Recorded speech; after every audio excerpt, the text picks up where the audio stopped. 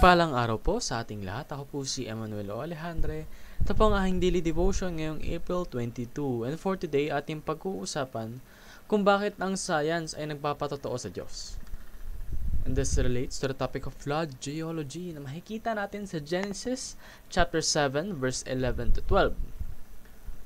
Na nagsasabing, in the 600th year of Noah's life, on the 17th day of the second month, on that day, all the springs of the great deep burst forth, and the floodgates of the heavens were opened, and rain fell on the earth 40 days and 40 nights. Sa Tagalog, si Noe ay 600 ay 600 taong gulang na noon. Noong 17 araw ng 2 buwan, nabuksan ang lahat ng bukal sa ilalim ng lupa. Nabuksan din ang mga bintana ng langit. Bumuhos ang ulan sa loob ng 40 araw at 40 gabi. So this is the time of Noah's Ark, no? Na kung saan ang ating mundo ay napaligiran ng tubig at umulan in a span of 40 days and 40 nights. This is very, very, very accurate, no? And science studies prove that this is true. Na at one point, the earth was covered in water.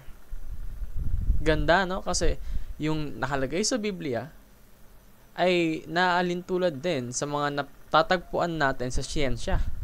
That's because the Bible and science are compatible. Lahat po ng bagay sa mundong ito ay ginawa ng Panginoon. At ang siyensya ay pag-aaral ng mga bagay sa mundong ito. Therefore, they have a correlation, no? The flood explains fossil records and many more. Yung mga entities, yung mga animals na nabuhay dati na naging extinct dahil doon sa Great Flood na yon, they developed into fossils in which we found them in modern times, and we deduce that it was from very, very, very long time ago, no? It's so amazing kasi the best education is God over education. Dahil ang Panginoon ang gumawa ng lahat, ang Panginoon ay ang nakakaalam sa lahat. So, kung aalamin natin at kikilalanin natin lalo ang Panginoon, then we will have a lot more knowledge about everything of all existence. So, let's not succumb to godless education. Huwag tayong magfa-follow ng pag-aaral na hindi kasama ang Panginoon. Let us study science for God's glory. Tandaan po natin na bilang mga tagapagpaniwala niya, lahat po dapat ng mga ginagawa natin nakakapagpalugod sa Diyos. At kung tayo'y mag-aaral ng siyensya, marapatin lamang natin na ito'y in accordance or aligned sa will of God.